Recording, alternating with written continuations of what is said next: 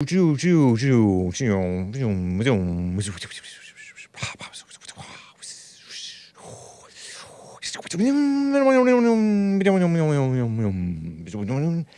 off. We're live on YouTube, by the way, again now. It's Monday, August 14th, 2023 AD, 9:01 a.m. U.S. Pacific Daylight Time here in Los Angeles. Remember that boring-sounding voiced guy from Clear Eyes? Hello, guys. Clear Eyes gives you clear eyes. Ben Stein. Based Ben Stein. Is he a Christian or not? I don't know. But every now and then he has something right to say, and I'll share with you. What am I, Mexican? Shout out to the Mexicans. A little clip of him talking about the persecution of the president. Our greatest president, that is. I may touch on some little relationship talk here. 10 clear signs your relationship is growing in the right direction. I've been meaning to get to it for more than a month, really. At least, or roughly a month.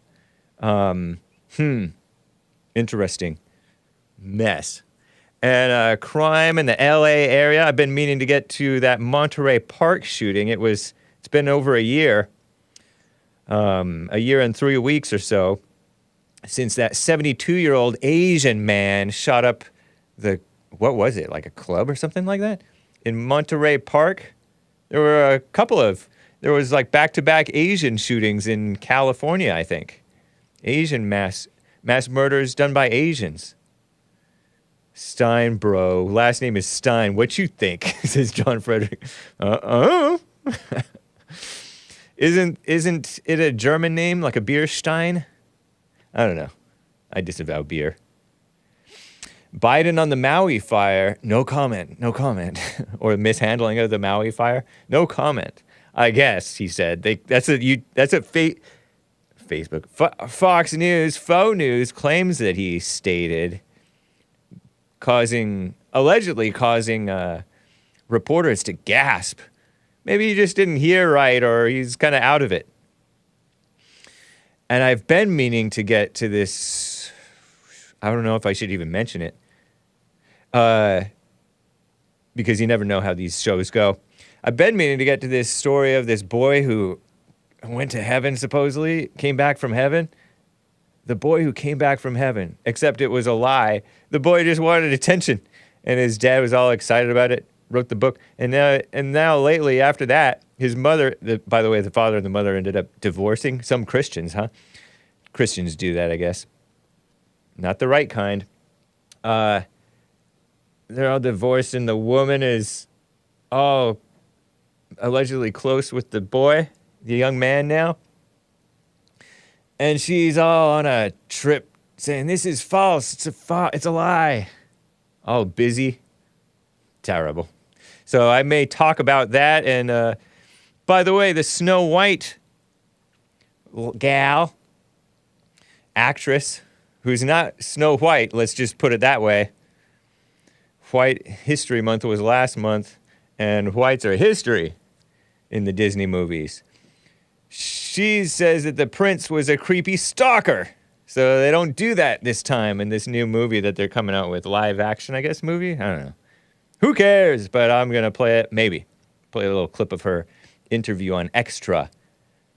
And fingers crossed for no copy strike. So all that and your calls, or maybe not all that, if you would like to call in. But anyway, everybody, let's get right on with the show! 1, 2, 3, 4. Oh, it's the Hake Report, the Hake Report, la la la.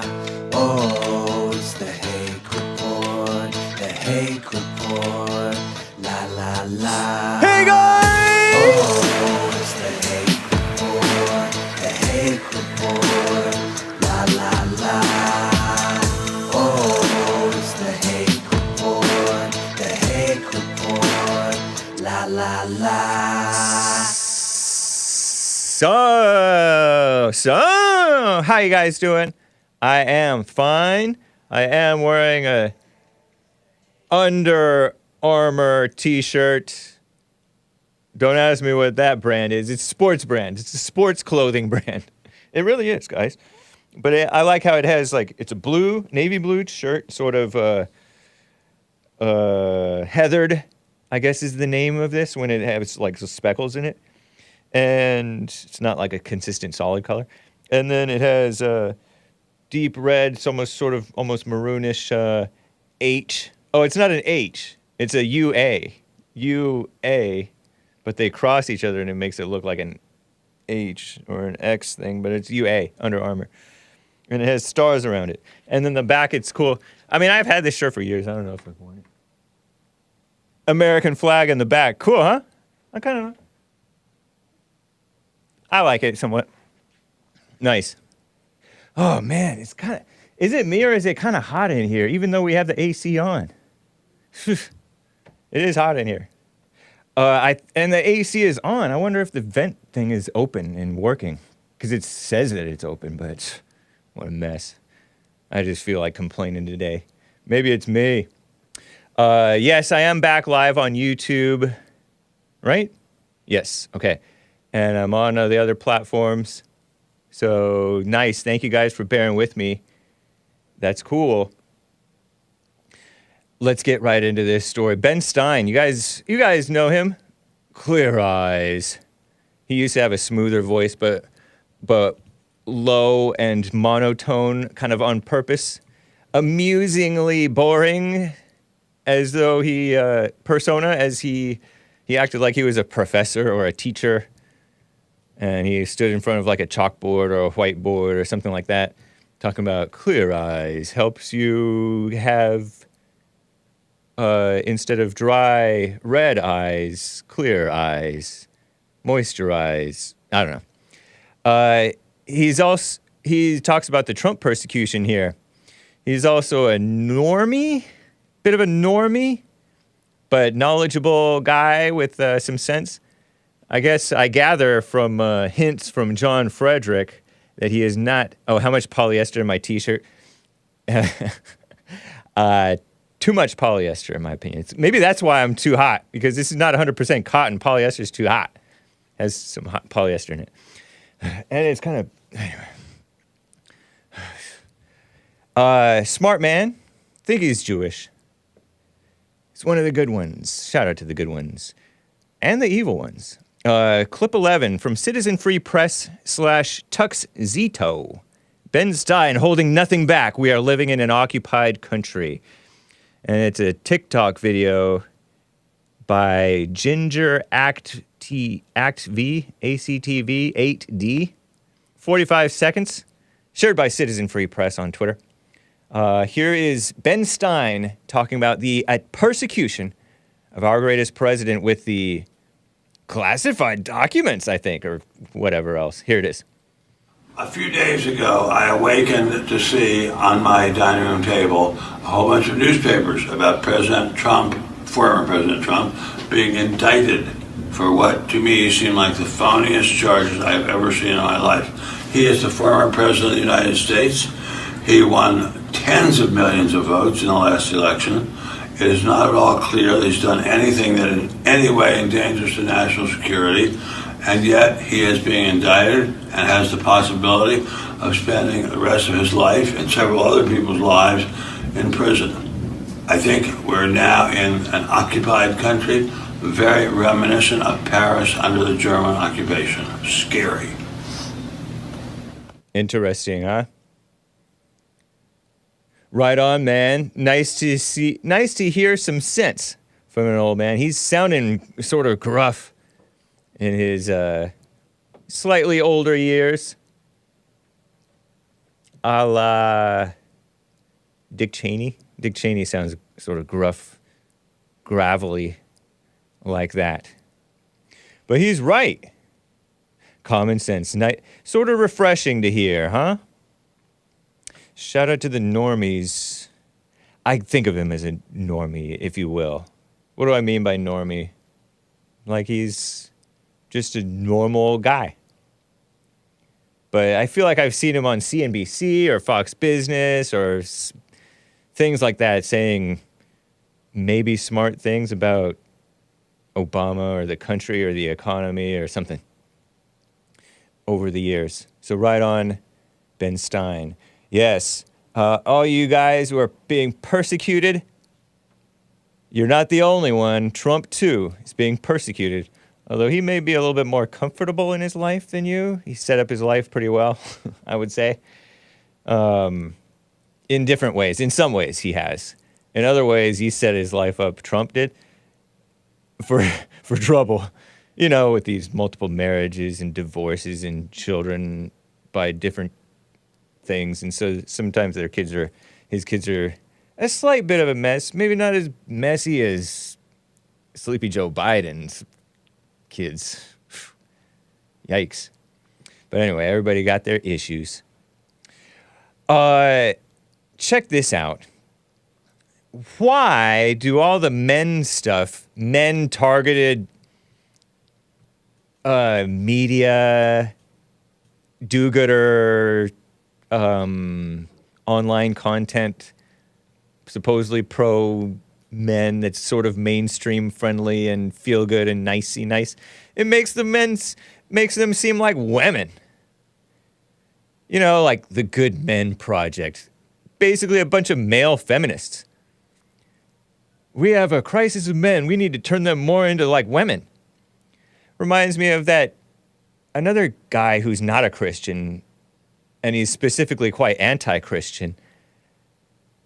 I'm blanking on his name. He was in this Michael Ian Black, I want to say is his name. He said he went sort of viral for saying something in the media or to some podcast or host or TV show or saying, boys are broken. And that's something that people can agree on. But he's like, we need them to be more emotional, express their emotions. He said it after some mass shooting. I think he blocked JLP after JLP responded to him on Twitter being a mess. Fatherly is another outlet. Fatherly. More like motherly. Dad. Makes me want to spit. Not throw up, because I don't like throwing up. 10 clear signs your relationship is growing in the right direction. This is what forward progress looks like. And I think I got this from Pocket. It's an article, okay?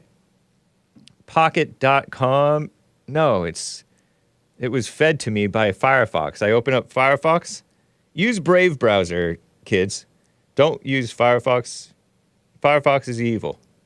Relationship direction folder here, Hassan. I have some screenshots. And it has a picture of this old fatherly.com 6-minute article. So I have no excuse for spending more than 6 minutes on this content, except for a little bit of commentary regarding it. 10 clear signs your relationship is growing in the right direction. This is what forward progress looks like.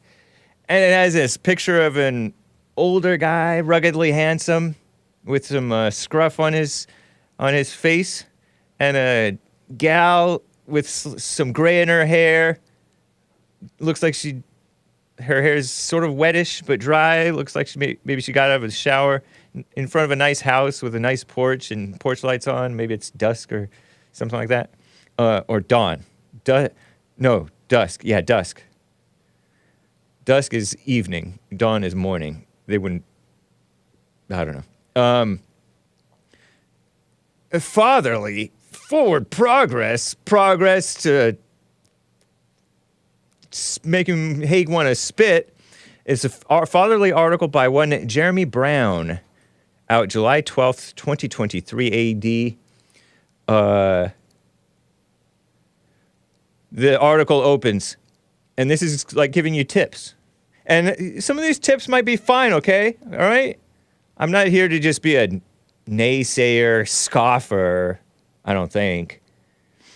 This is what forward progress looks like. Forward progress is a funny thing. It's important to strive for, in all areas of life, strive for forward progress. But it can be hard to gauge. Interesting opening line. It makes me think of the Bible, where the Bible says, Be still, where God in the Bible, in the book of Isaiah, I think says, be still. Some people say, the preachers, because I've been to, I'm a homegrown Christian. The preachers say that means cease striving. Why do the nations rage? As one might say, why do the races rage? Nations, because the nation is sort of a race. Be still and know I am God, right? Cease striving. And then hard to gauge. This is about judging where you are in life and where you're going. It can be tricky questions like, am I moving in the right direction? Or are we? When it comes to relationships, writes this Jeremy Brown in Fatherly, this is more often true than not. Hard to gauge where you are in your relationship, especially when there's so much relationships. I'm assuming that they're talking about men and women being together, like either boyfriend and girlfriend or husband and wife. I'm assuming. What makes marriages fail rather than what makes them succeed? There's so much fear-inducing messages like that. It's crucial for couples to grow together, to become more comfortable, to build trust, to gain confidence. But what are the signs of growth in a relationship to focus on? So here they are. Number 1, you communicate honestly and openly. A telltale sign of relationship growth that you become much better at communicating. You make time to connect. You improve your active listening, and there's a whole link to, I guess, a whole article about that. You show respect for each other's differences and find constructive, healthy ways to resolve conflicts. Oh, healthy. And develop a foundation for lasting success. When you communicate openly and honestly with your partner, you express your needs, feelings, and opinions and desires without fear or judgment, says some person named Parmar. Parmar. Who is this Parmar person? Dr. Ketan, Ketan, Ketan, Parmar.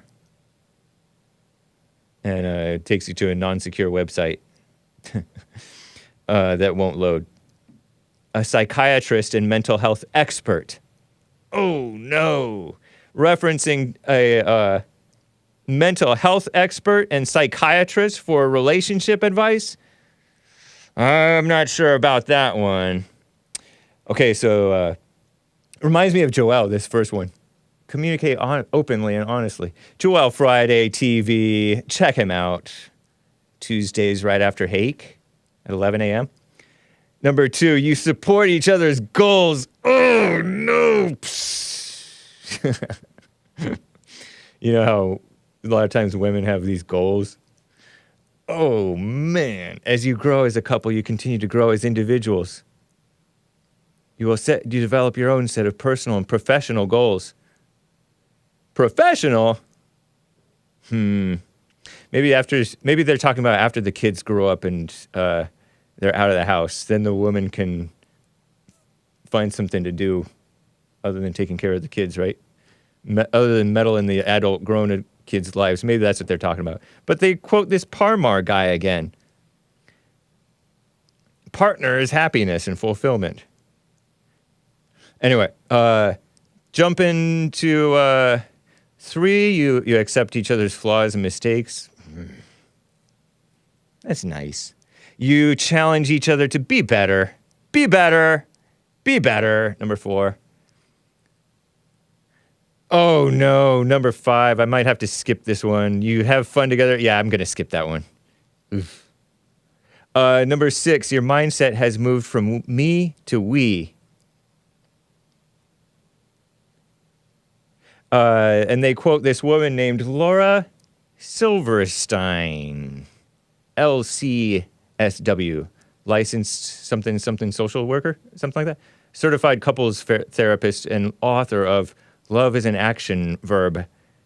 Laura Silverstein. A Christian? I don't know. Doesn't sound like a Christian. Okay, and she says partner too. You trust in each other grows is number 7. You trust in each other grows. come on, Fatherly. The quality of the editing in these articles has taken a nosedive because they can't afford editors. So it should be your trust in each other grows. Apparently he did spell check, but not grammar check. This person, this Jeremy Brown person, or maybe he's his own editor. It's your trust in each other grows. But they spelled it you trust in each other grows. Anyway. I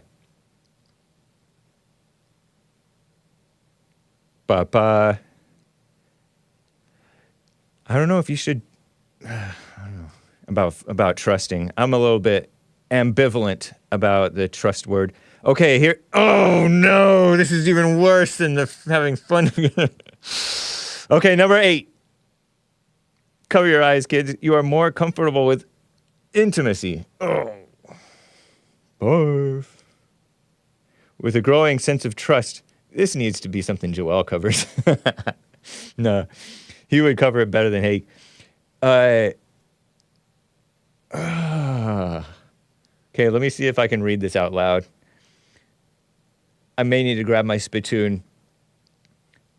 With a growing sense of trust, couples also become more comfortable with being... I can't read this out loud. They say intimate, both emotionally and physically. Couples who are growing in the right direction. Direction is a weird name because it's the present. Like there's this illusion of direction. You start thinking about the future, and you may be thinking something totally different from what life lays out for you, God lays out for you, Satan lays out for you, and from the quote-unquote partner that to use their gross word for it, has in mind. Oh, but you have open communication. Couples growing in the right direction are more... Then they just feed off each other's delusions. Opening up about their deeper issues or insecurities. No! I don't think even Joel Friday of Joel Friday TV would agree with this. Opening up about your deeper issues or insecurities. This Stein woman is saying it's normal to keep up some walls to protect yourself, but over time, as you share your true thoughts, fears, and insecurities, you can feel even more deeply loved when your partner accepts your whole self. That's not...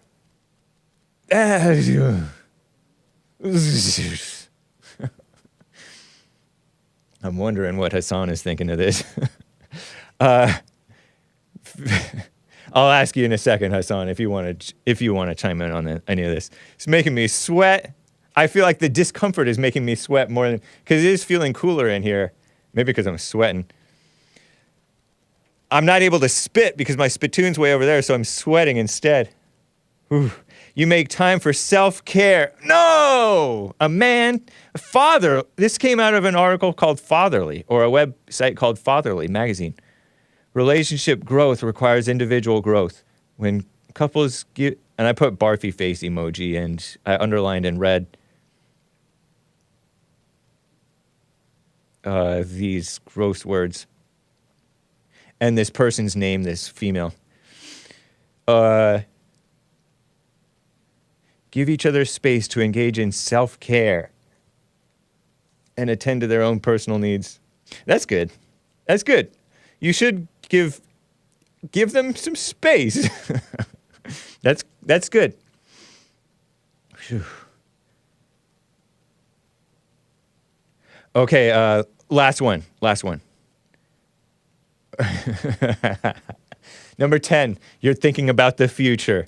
Anybody remember the movie Batman from 1988 or 89? I think it was 89. The one by, who's that guy whom you like? Tim Burton, right? And Jack Nicholson, who plays Joker. I hope I'm not spoiling this movie for anybody who may not have seen it. Says before he shoots somebody, hey, buddy. He doesn't say buddy. Think about the future. Blam! You're thinking about the future? That's not right. I'm watching this TV show every now and then called Burn Notice. Best Batman, also Michael Keaton. Yeah, I like Michael Keaton. He does a good Batman, even though he's supposedly short. All the best actors are short. Tom Cruise, Michael Keaton. Who else is short? Danny DeVito? I don't know. Think about the future. That sounds like bad advice. I think you should be, let me see what they explain. Couples who grow together begin to develop a shared vision for what their future will look like together. Like they know. I'm reminded of a Bible verse that says, you don't even know what will happen tomorrow. Oh yeah, Hassan says Michael Keaton has bat eyebrows. Yeah, his eyebrows are not cool. I feel like I can't, this is the Hake report, so I can't say that word that, as Asmodor might say on the crypto report, no homo. Don't say that, kids. They engage in discussions about what their life will look like down the road, begin to make plans for bringing that vision to life. Couples begin to imagine their partners by their sides as they plan their future dreams, says this Silverstein woman. This is not good. You're setting yourself up for misery. I started to say I'm starting to watch this. Every now and then I'll see this show called Burn Notice from like 10 years ago. And this guy has gotten back together with his ex-boyfriend and ex-girlfriend. My bag. I'm going to have to spit over my own misspeaking. And he keeps on promising her these different things. After this is all over. After this, then it will change. After this, then it will change. And it never does. Because you don't know what's going to happen tomorrow. I think that's the last of it. Okay. That's enough of that. There's another fatherly article that I may get to another day. But thank you for bearing with me through that. I don't know if that was interesting. Hassan, do you have any commentary on what I covered here? Yeah, it's very interesting stuff. Yeah, I mean... We're experts on the Jesse Lee Peterson show. Exactly. Relationship experts. Specifically. Yeah. Yeah, I mean, it's a full-time job, this relationship thing. Is it? Especially when you're trying to follow these 10 right. rules by fatherly. Yeah, indeed. I know. It's horrible. Yeah. It's a never-ending cycle, It's a hamster wheel of death. Yeah. Doesn't it make don't all those rules seem like trying to pull the man into being more like a woman? Because the woman thinks about the future and gets in her imagination about the future. And men fall into that too. Oh, I could get with this gal. And meanwhile, that's an abnormal way of thinking. JLP has said that in church. It's abnormal to think, oh, this could be the one. That's thinking about the future, which is not right. Yeah. In your imagination. Seek first the kingdom. You are wearing, somebody is asking about your, it's rosary, right? Your rosary beads? Oh, yeah, it's like a little, it's rosary inspired. Oh, okay. Yeah, those are beads. Rosary inspired. Are those pearl beads? Yeah, they're like pearl rosary. Are they real life pearls? Like from the clam shells? Do clams I'm have not pearls? Sure. What is it? What makes pearls? I don't know, actually. Is it charcoal when it's densely together and that makes a pearl? Or is that diamonds? That's diamonds. I don't know anything. Interesting. And Hassan doesn't know either. He's just wearing it. Yeah. But it's Jesus. Yeah, I just like, because it's like this enamel, face. It's pretty cool. Yeah. Are you able to stand up and close to the camera? Will the zoom focus? I'm not sure. Just curious. Yeah, I mean, I can kind of see a little bit better. It's the glint and gleam. Hassan, if you're not watching the video, he's standing up, and at the top of his screen, you can see the ornament, the jewelry. Exactly. It's Christian. Christian inspired. Jesus cancels out the gay? Asks John. Come on, man. Lots of men. He's a rapper too. What else? Oh, maybe because of the pink shirt. They're saying it. Oh, is that pink? Oh yeah, here it is pink. It's sort of. It looks white here. It looks bluish, like there's a bluish cast on it. I see a touch of pink on. It is here. pink. Okay. And it's. Well, no, maybe not baby pink. Maybe it's desert pink, according to Hake. Yeah. It's a faded pink. It's a manly pink. Exactly. Nice. Desert Rose. Desert Rose. That was a White Heart song, White History Month. Nice, see?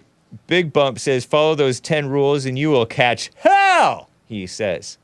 H-E double toothpicks or double hockey sticks for the people who don't know that it's toothpicks. Yeah. Cool, man. Yeah, it's a good article. It's just, yeah, it's a mess. Getting involved with it and catering to it, it's a lose-lose. It's a good article on mostly what not to do. Yeah, exactly. Yeah, but some of it's fine. I think the common sense is not completely snuffed out. You should. Desert Roses by Sting, says Nikki from Texas. And Seal, I think. Too. Oh, by Seal. Seal made that too? I don't know. I think Seal had some sort of song like that. Seal had a great song in one of the Batman movies. Oh, yeah. Look at that. Kissed by a Rose? Kissed by a Rose. That's so good. Incredible song. Yeah. That's the only Seal song I own in my iTunes. I might own another one. Shout out to Seal. Yeah. I like his sort of pockmarked face.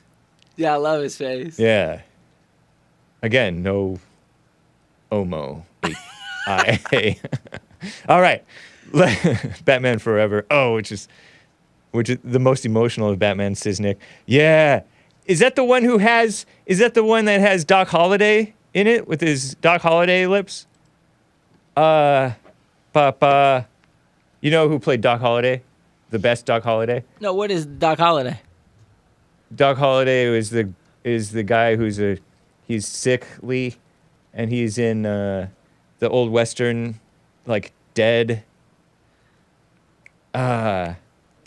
Dead. Somebody help me out. So, Val Kilmer. Oh, Val Kilmer played Doc Holliday in a famous movie, no, Deadwood or something like that. You gotta check that out. I'm not familiar. You probably have seen it and you didn't realize. I love Val Kilmer. Oh my gosh, I didn't even know it was Val Kilmer. Wow. And I saw it. I'm like, wow, this is fun. This guy is fun to watch. Tombstone, not Deadwood. Tombstone. This is new or old? Old. He was skinny, relatively young. Wow. And he was funny. He twirls this like little teacup thing, like a pistol. Nice. To mock some guy. Is Tombstone. All right. Have you ever seen him play Jim Morrison in The Doors? No. He played Jim Morrison? Jim Morrison died. I mean, it's a little risque for... Okay. Maybe for Hake, but it's an incredible... it might be one of the best performances of someone playing a real-life person. Yeah. Nice. In my opinion. Not for kids, obviously. I mean, Jim lived a kind of a Lizard King life. Okay. Kid Combo 1 says risk gay. Kind of funny. Risk gay. Okay, well, thank you. Thanks, man. Thanks for the tip. Movie tips with Hassan. Steve, a first-time caller in New Jersey, is on the line. Steve, thanks for calling and holding. How you doing?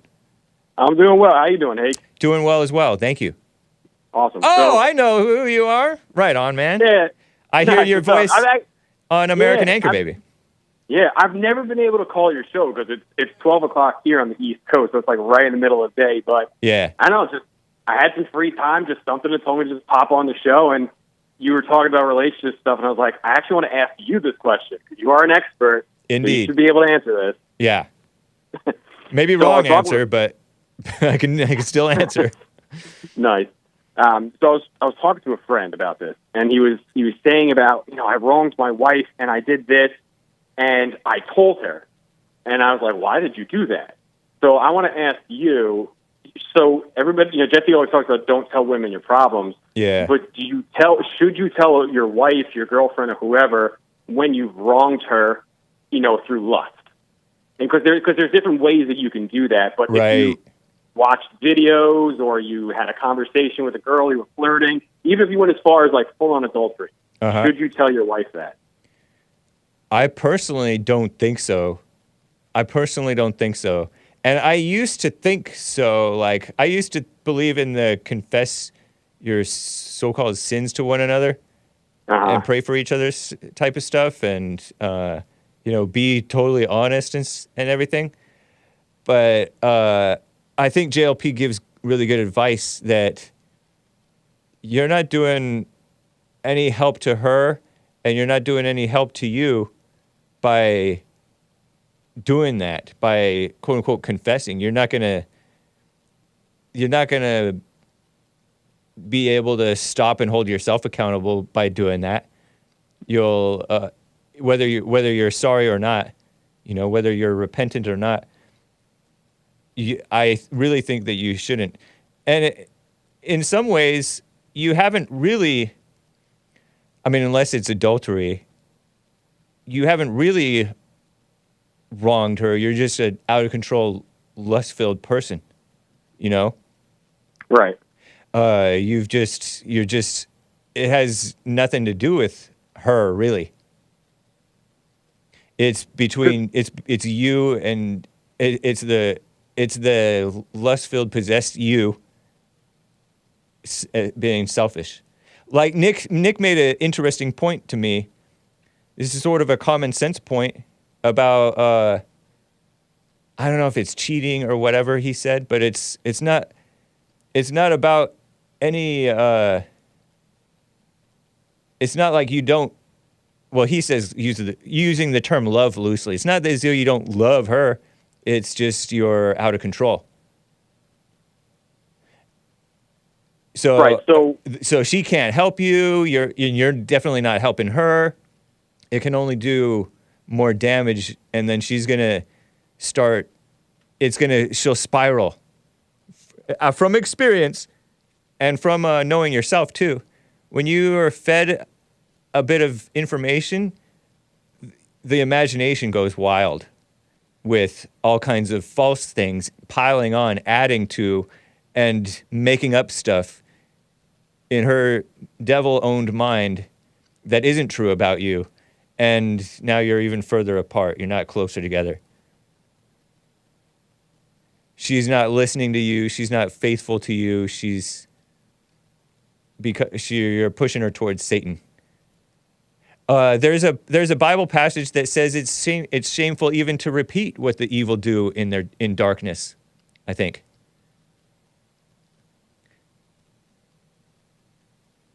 Nice. Yeah. My perspective on it is, because I was in a situation many years ago where I cheated on the girl. Yeah. And I told my brother about it. I felt horrible. I'm like, oh my goodness, I can't believe it. It was just the guilt, right? That was coming with it. But now that I know years later why that was was just all the devil trying to keep me there anyway, instead of just moving on from it. Yeah. And you my know brother what? Actually, okay, go ahead. Finish your point. Finish your story. No, but so my brother, he pulled me aside and he was like, do not go and tell your girlfriend this. He's like, you either have one or two options. Either you deal with it and you move on and you just take it, or you break up with her and you move on to your life. He's like, do not tell her. He's like, you will destroy her life because you don't deserve to do that. He's like, you already did the wrong, so don't do that to her. He's like, you wouldn't want her telling you that either because you'd go crazy. A lot of times you tell somebody something and you feel relief from it. Like you're like, oh, a burden is lifted. But it's an emotional false feeling of relief from telling somebody something. And you don't know what's the fallout that happens afterwards. It's sort of selfish sometimes to quote unquote confess that type of a thing. Right. And I think even at this point now, knowing what I've done before and to where I'm at now and what I've overcome, if you were truly in God and you truly were changed and overcame all this stuff, he wouldn't allow you to go into a marriage where you are still filled and burning with lust, where you would be tempted to do that stuff.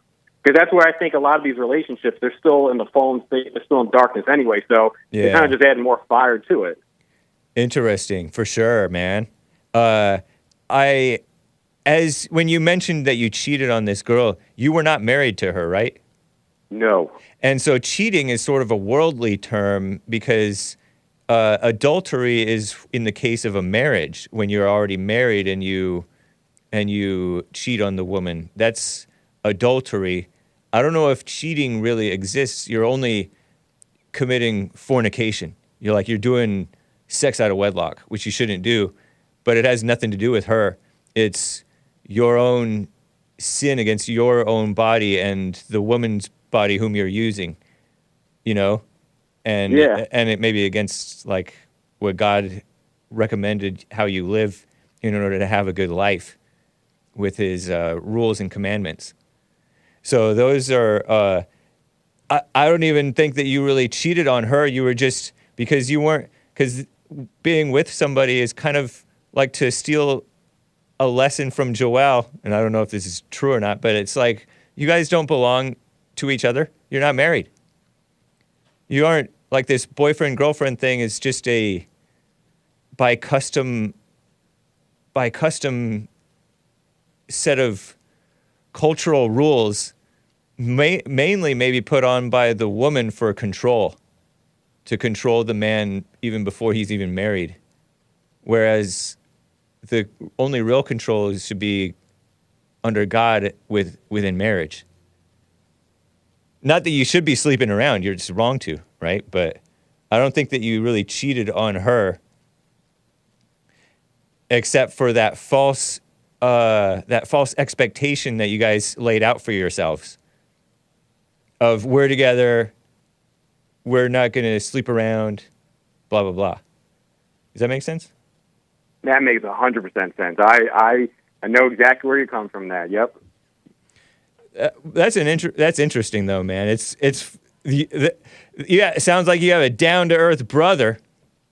Yo, I do. Well, this was even before. This was like 10 years ago. Yeah. My brother's always been pretty down to earth, pretty based. So that's why I love him. That's why he's my brother. I'm glad to have him. Nice. Yeah. Cool, man. But yeah, no, I do got to run though. But hey, I appreciate you taking my call. I think this is a really good topic. And wish you well, man. Thank you, Steve. It's good to hear from you, man. Take care. Take care. I'll call another sometime. All right. Steve. I want to use his last name, but I don't want to dox him. But I hear his voice on American Anchor, baby. A solid guy. That's cool. I will read more of your super chats, guys, but one more call here from TJ in the UK. TJ, thanks for calling and holding. What's up? Hey, my first time calling Hake. Hey, happy Men's History Month to you. Happy Men's History Month. I'm really pleased I could get through. I'm on holiday, so maybe similar to the other chap, I'm able to make some calls for the first time. Right on. Great topic.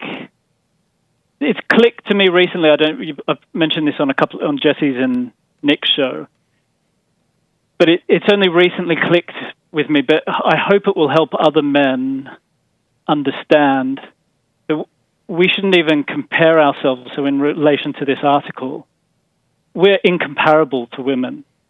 Yeah. We're totally incomparable. There's nothing even on the same level. I mean, really, the ultimate way we need to think about ourselves without misunderstanding what I'm about to say is that a woman needs to see us as her God.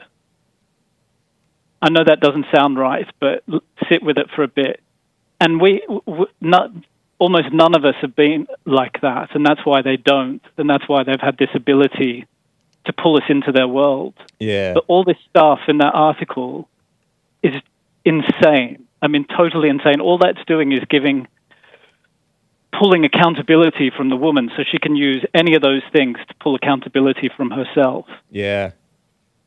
Interesting. So your insight was really spot on, but what we really need to see ourselves as, and you can only do this when you're born again, is that we are representations, as Jesse always says, of God on earth. That's who we are.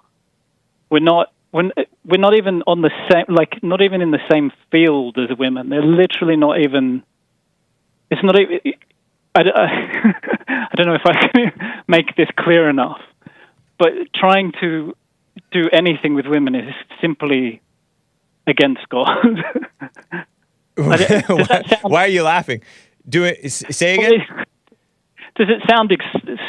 I think you probably understand what I'm saying, but I think for many people it probably sounds extreme. Okay, repeat what you just said. Pardon? Repeat for me one more time what you just said, the point that you just made.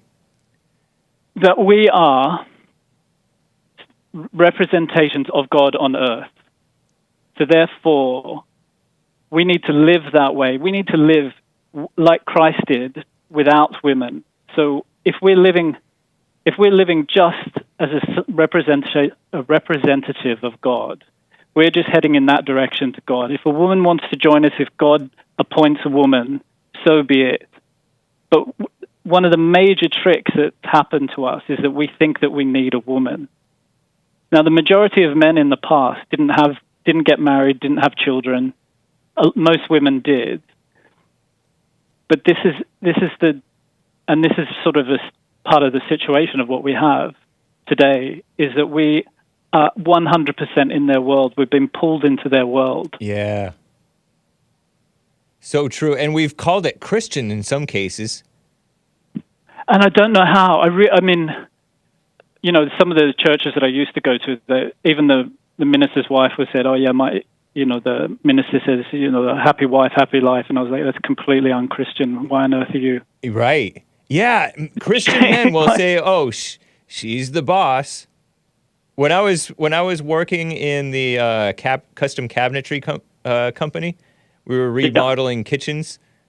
She's the boss. And, the woman works in the kitchen the most, right? But the man acts like she's the one who should be making the decisions. And you would so frequently hear that, and that was during the Obama years, and Obama would say of Michelle. Right, Michael, right. Yeah. She knows she's still the boss.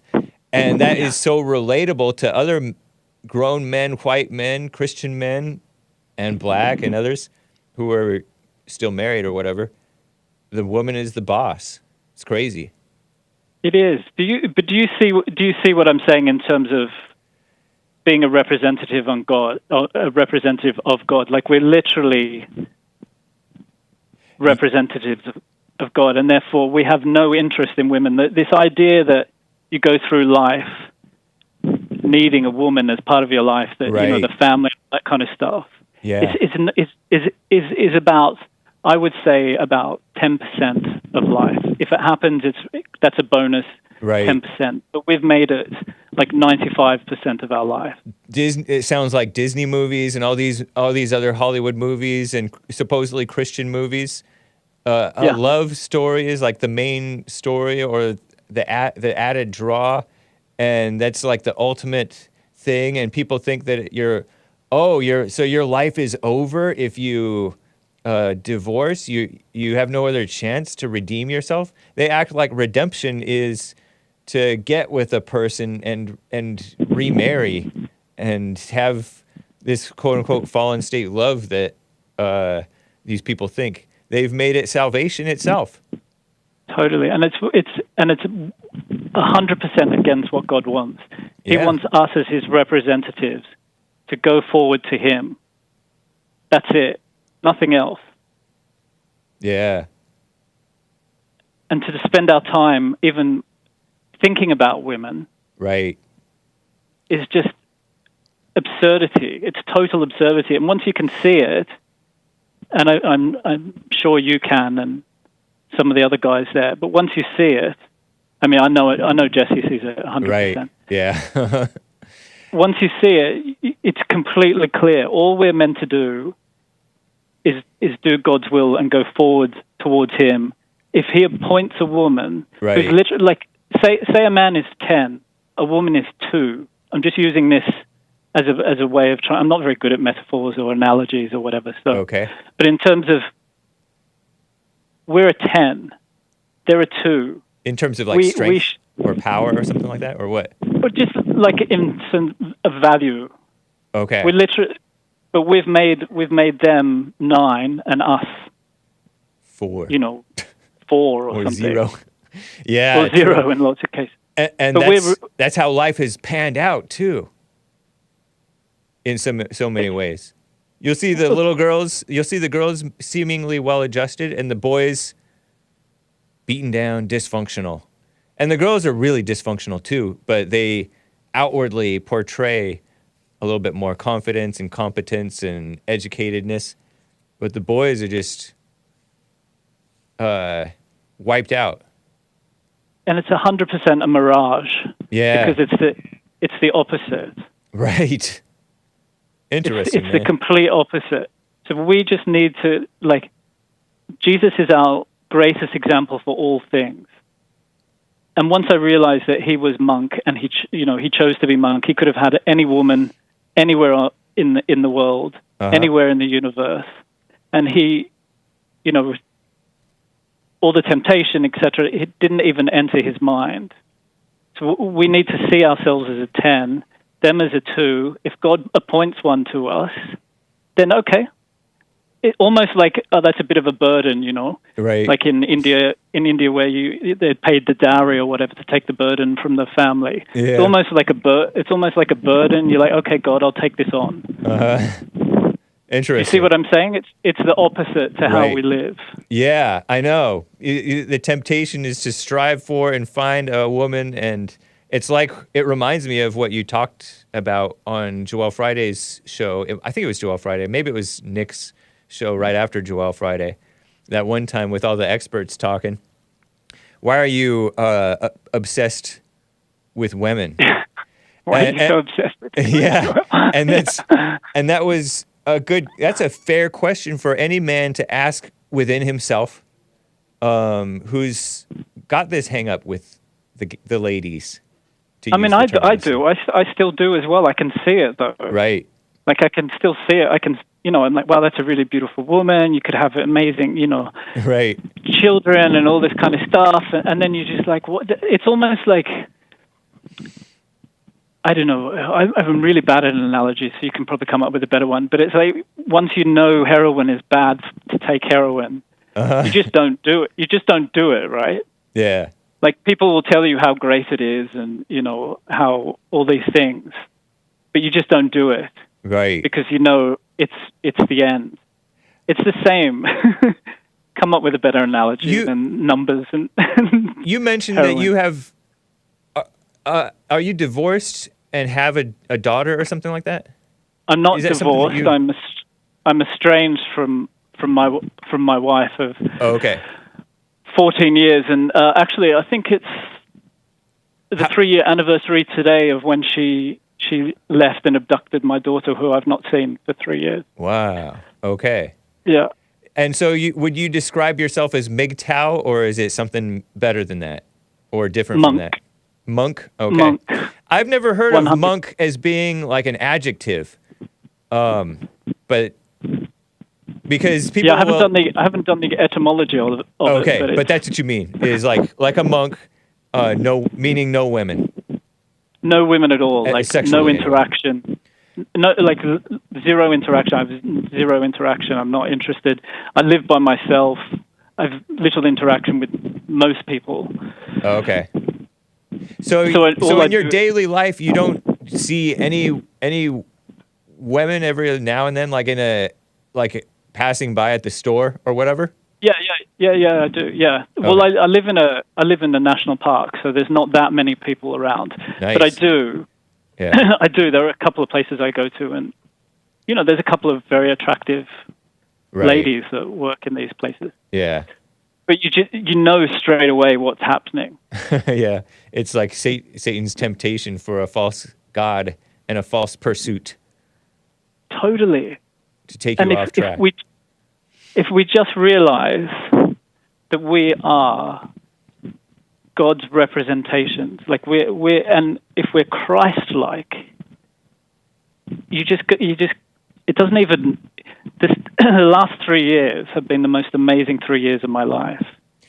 I bet you it started out and you were broken up a bit. Oh yeah, A was. mess. Yeah, yeah. I couldn't even afford counseling with Jesse. That's funny. Yeah. So you've gotten yourself together in this time. Oh yeah, yeah. Because everything was taken: the house, the money, the the child, Wow. literally everything. Everything was Wow. taken. Everybody, every single person turned against me. Like everybody, and there was literally nothing. It was just, nothing. So she honestly did you a favor, maybe not her Yeah. daughter a favor, but she did you a favor. And you know what, maybe, who knows, like it'll, since it's better for you because you had an opportunity to check yourself and realize you were wrong for, I don't know, maybe you made her your god or whatever. Now it's going to be better in the long run, maybe for your daughter, because you, even with you not interacting with her, should you ever see her again, you'll be so much better of a man. I 1,000% agree with you. Yeah.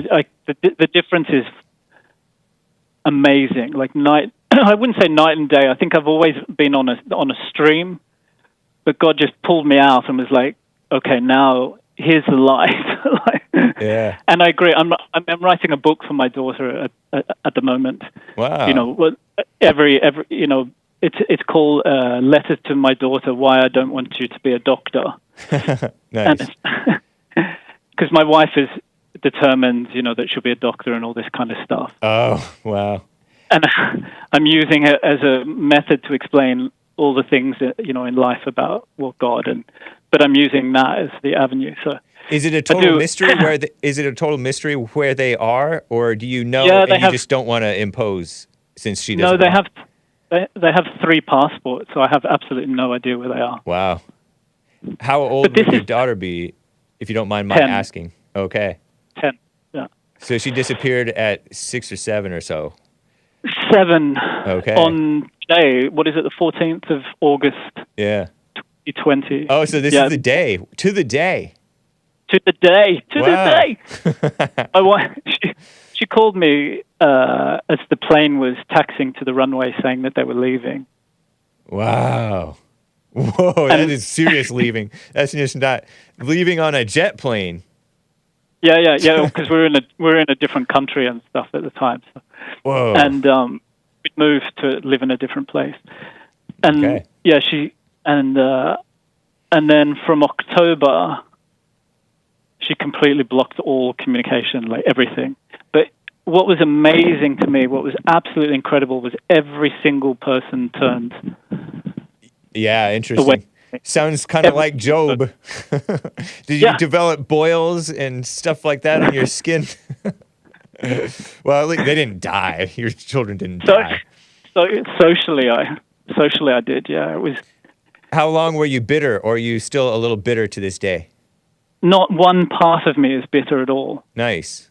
That's cool. And I don't think I was bitter then. And I think the whole time, every time I left a message and things, I was like, I forgive you. I understand.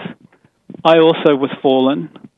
So the reason she left was she claimed that I became a Christian fundamentalist, which was just an excuse, right? Okay. Had you been obnoxious at all in your Christianity? Was there any truth to that? No, I've been really, really laid back because I kind of knew, because I knew what hardcore Christians were like. Well, I'll tell you one thing. Joel read you as doing a gotcha, snake in the grass type of a thing. So maybe maybe Joel misread you. Maybe your wife misread you. Oh yeah. Well, they all make excuses to leave. That just happened to be hers. Yeah. She left a voice message saying, basically, she didn't say it in one sentence, but basically, if I give up Christ, I can have my family back. Oh wow. Did you ever beg? No. Okay. No. Interesting, man. No. No, I went straight to God with all of it straight away. No way. Okay. No. Nice, man.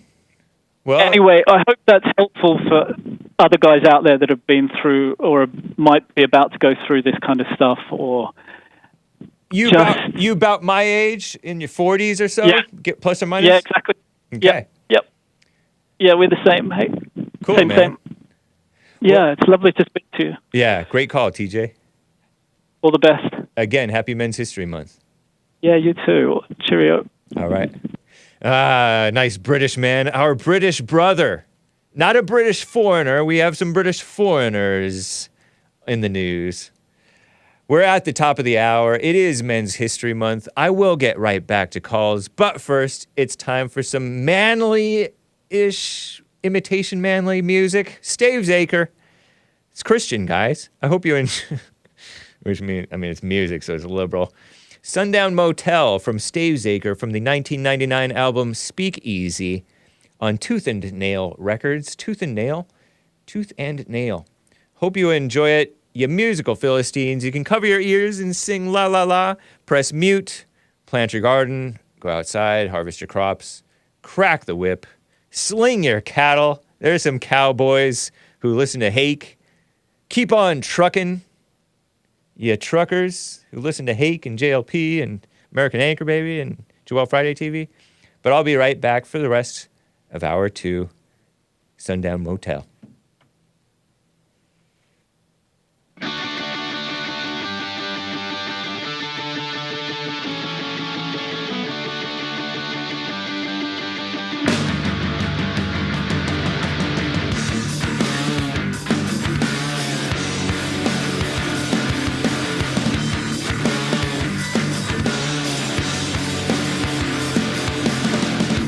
Watch it bend beneath the waves, and it seems heavier these days. Each time I see you force a smile, my heart just breaks. To see you bend beneath the waves, I don't believe this is what God ever intended. I think it's time to go.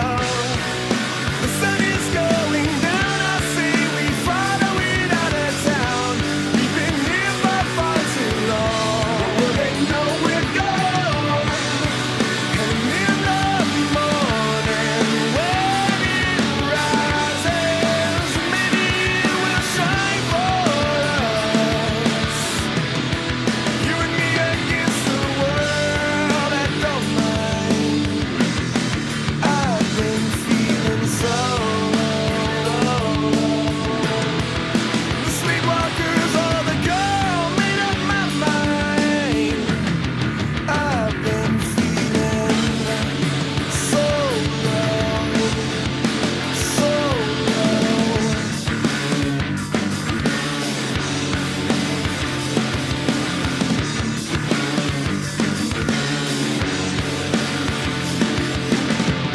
I want you to look me in the eye. Tell me if we stay here, we won't die. They'll say we love the darkness, but I'll say we hate their half-lives. Can you look me in the eye? It's kind of nice, huh? I don't believe this is what God ever intended. So I wanted you to know the sun is going down. I say we follow it out of town. We've been here for far too long. Well, they know we're gone. And in the morning when it rises, maybe it will shine for us. You and me against the world, I don't mind. We've been feeling so low. Drummer doing his own thing. Sleepwalkers for the girl made up my mind. Christian rock? Yes, Christian Foo Fighters. The sun is going down. Let's follow it out of town. It'll shine on us tomorrow. Hey, got the tunes, then you don't, then you got them, then you The don't. sun is going down. Let's follow it out of town. It'll shine on us tomorrow when it comes back around.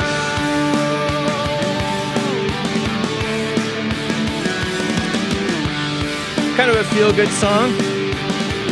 Sundown Motel by Stavesacre.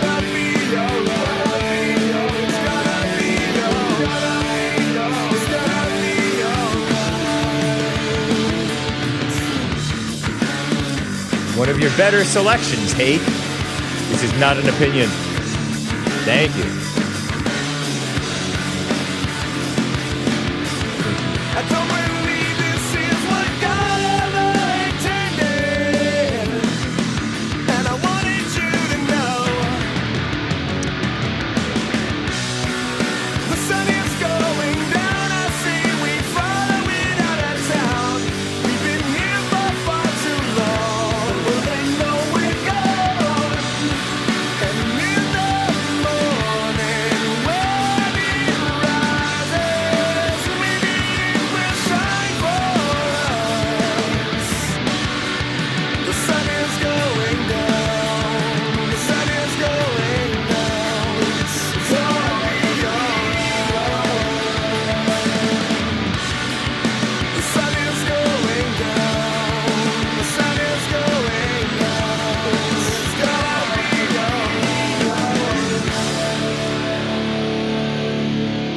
Well, thank you guys for bearing with me through that, in my opinion, relatively nice music, right?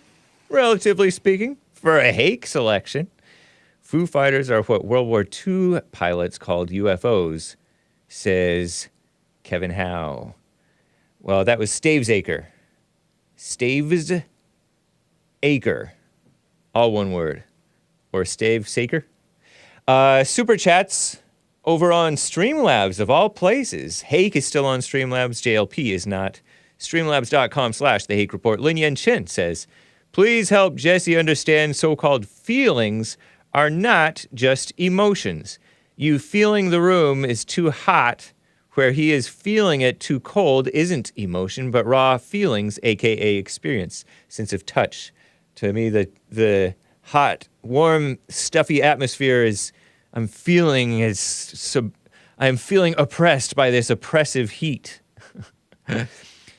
And I'm feeling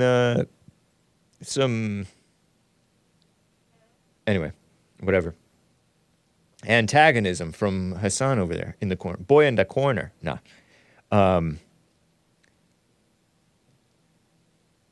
As for do you value is measure of trust, and trust is emotion. Are you emotional about your emotions and thoughts? Feeling is sort of sometimes you have a feeling that tonight's going to be a good night, a good night, and that's sort of a emotional thought, judgmental thought.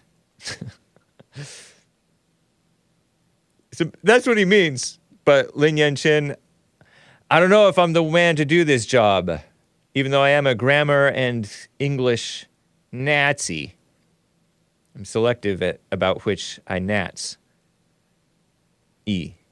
Where did Jesse get his sense of what free will means?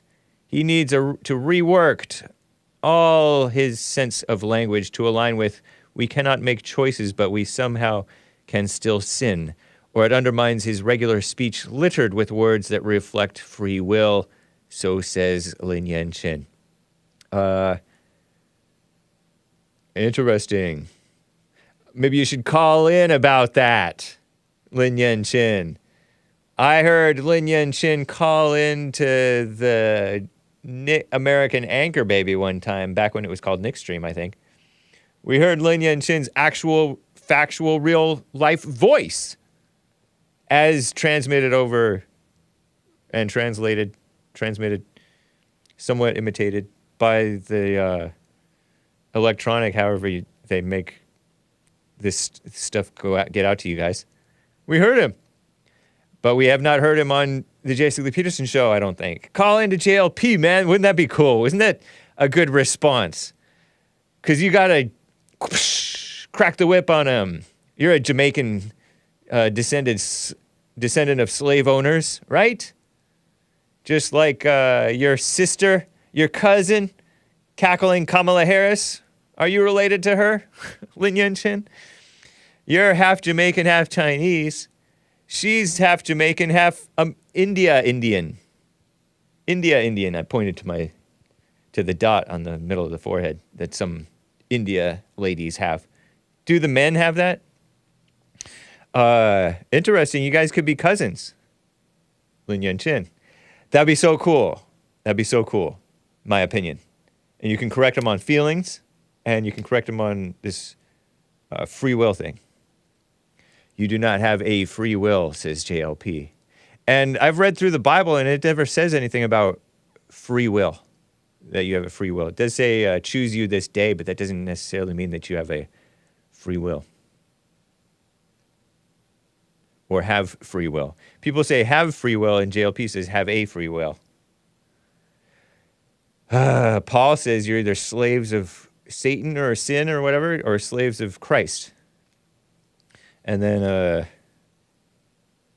Evil is Real points out that elsewhere in the Bible it says you're free in Christ. Not a slave, not a servant, but friends of Christ. Huh. Okay. Thank you, Lin Yen Chin. Interesting super chat. Star Zion bought 5 coffees. White man, no! Massa, no! Oh, I shouldn't do that. But thank you, Star Sion. Appreciate the support, as always. Very kind. Carver bought a coffee. Buymeacoffee.com/The Hake Report. Hey, Hake, did you get that thing I sent to you? Check the P.O. box. Yes, indeed, are you. Yes, indeed, Aroni. I did. To steal a phrase from the Italians. I did, and I almost wore it today. But this shirt was on top. Somebody said, hey, that shirt is huge. Yeah. I mean, the sleeves are kind of long. I mean, they're not that long, but they're kind of interesting. Like, I should have bigger arms so that I fill out the sleeves more. I don't know if I should. But yeah, I shall be wearing it soon. It's nice. Thank you. Appreciate it. And I like hot sauce. I do. I don't keep it in my... I don't own a purse. I'm not a female or a metro. I'm not very metro, am I? Don't answer that. Over on D-Live, DJ Onpa, Jean-Pa. It's Misty B-Day today. Happy B-Day, WHBB. Wrinkle hands, bing bong, I guess. Boo, Lin Yen, we don't like your kind around here, says DJ Onpa. Nice. Thank you. Cool. You did not just quote Black Eyed Peas, says Steve Strack. Yes, I know. I got a feeling. It's just an example of a feeling that's not an emotion, nor is it a sense of touch. It is, or nor is it a sense of like upset stomach. It is a positive vibes. That tonight's going to be a good night. Let's get it off. I knew about them before they went big. Not that I listened to them much, because I only listen to Christian music, which is to say liberal. Okay, thank you guys for the super chats. I think I am caught up now. Let's read about some crime in L.A. I was going to get to... I forget who was on the line, but they dropped off. You can call in 1-888-775-3773. I have a screenshot from the other folder called Glendora Police something stolen catalytic converters teens Azusa in there. Somewhere in the jumble of other items in that other folder. Crime in LA. Glendora Police, this is from a few weeks ago, recover 14 stolen catalytic converters and a loaded gun in Azusa. If you know about Azusa, you know that it is somewhat crime-ridden, sort of Hispanic, mostly Hispanic, I would say. A little bit black, I guess, because I read about Azusa years ago, 2007 or maybe before that, maybe 2002, that blacks were targeting at random, I think it was 07, blacks were targeted at random by Mexican gangs in Azusa. It was covered by SPLC, Southern Poverty Law Center, of all places. Anti-white outlet. There were hate crimes between blacks and Hispanics taking place, so-called hate crimes. No such thing in reality. Should be abolished. Those fake, artificial, contrived, politically motivated laws. After chasing 2 teens, police observed attempting to steal a catalytic converter late Friday night at a movie theater in Glendora. And Glendora is a beautiful place, especially the further north you get into the foothills. Azusa is where I went to Christian college. I thought it was Whiteville. I thought it was a white area, but no, it's Hispanic. Because Azusa Pacific University was, back when I was going there, a mostly white Christian college. But no, it's a Hispanic. It's like sort of ghetto in some areas. But it's very, very nice in other areas. And Glendora is just north of it, kind of. And Glendora's beautiful, except for Citrus College. It's kind of hit and miss. Citrus College is just a community college just north of Azusa Pacific. And I think Snoop Dogg's, one of his sons went to Citrus College and played football or something. Could be mistaken. You know that rapper guy who smokes weed, hangs out with that female who was a cook. She went to prison or something. After chasing 2 teens, they observed trying to steal a catalytic converter late Friday night in a movie theater in Glendora. Police stopped the suspects in Azusa and recovered 14 stolen catalytic converters. Catalytic converters have some type of metal in them, I guess, that's valuable, I think, and they're easy to steal off of the older model Priuses. And when you steal them off of Priuses, it makes the Priuses sound awesome, but not able to run very well, I guess. It goes, murr. Happened to somebody I know, like more than once, at least twice, maybe 3 times. Got his catalytic converter stolen off of him. I guess the Toyota Prius, you know, the hybrid, part electric, part whatever, part normal car, part womanly, part metrosexual. Sorry, kids. Look at that. Zoom in on that, all those. I guess this is what catalytic converters look like. Because I don't know anything. 2 teenagers. I don't know if they're Hispanic or black. Maybe they were white. Maybe they were Asian. Attempted to steal. Usually teens is a euphemism for black. Look, that's what catalytic converters look like, I guess. And then there's a Glock. Is that a Glock? Some type of pistol. Semi-automatic assault pistol. As somebody described some handgun one time. Triggering a pursuit and eventual recovery of 14 stolen catalytic converters, loaded handgun, and the tool is used to cut the converters from the vehicles. Authorities said Saturday, this was a month or so ago. Officers were dispatched almost midnight Friday to a parking structure near AMC Glendora on Gladstone Street. Oh, that's not that bad of an area, where they located a suspect vehicle leaving the area, Glendora PD reported. Attempted traffic stop triggered a chase, eventually stopped in Azusa. It's not that far. In the middle of the road on the 800 block of South Cerritos Avenue. That's getting them more into the ghetto area. Or when I say ghetto, I just mean more like a little bit run down, sort of Mexican suburb. If I know my area that well. I used to play soccer off of Cerritos Avenue, I think, on like early mornings with a bunch of Mexicans. The 2 teenage suspects fled the vehicle, quickly arrested without incident. So if they were arrested without incident, I'm going to say either they're suburban blacks or they're Hispanics, right? Because if they were full-blown ghetto blacks, they would have gotten themselves killed or something. Nah, I'm kidding around, playing around. I shouldn't be playing around like that. It's a more Hispanic-dominated area. Could have been white, maybe Asian. Without incident means not black. Suburban black? I know some suburban blacks. I feel like Joel Friday is sort of a suburban black. Because he hung out with everybody. partly why he's all interracial. Crazy, huh? Sort of crazy. So protect your catalytic converters and protect, by the way, your tailgates. They're stealing the tailgates. They're very easy to steal.